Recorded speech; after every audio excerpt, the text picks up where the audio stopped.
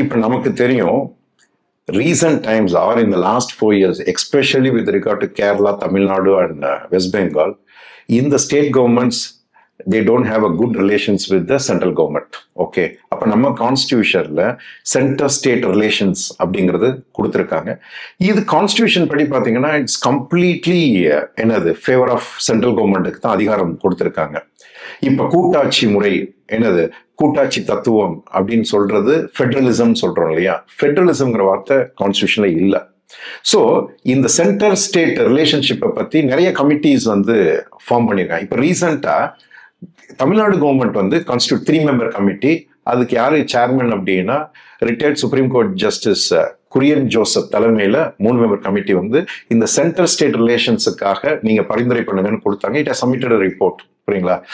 அந்த ரிப்போர்ட்ல it is in favour of என்ன அப்படின்னா என்னது கான்ஸ்டியூஷன் வந்து சென்ட்ரல் கவர்மெண்ட் ஸ்டேட் கவர்மெண்ட்ஸை ஸ்ட்ரென்தன் பண்ணணும், அதிக பவர் வந்து சென்ட்ரல் கவர்மெண்ட்டுக்கு இருக்கு, ஸ்டேட்டுக்கு கொடுக்கணும் அப்படிங்கிறத அந்த ஃபெடரலிசத்தை சொல்லியிருக்காங்க. இதுக்கு முன்னாடி பல கமிட்டி அமைச்சிருக்காங்க. For example 80s Sarkaria commission, இன்னொன்று எம் புன்ஷி கமிஷன். இதே தமிழ்நாடு கவர்மெண்ட் 60s வந்து Rajamannar committee on the same central state relations.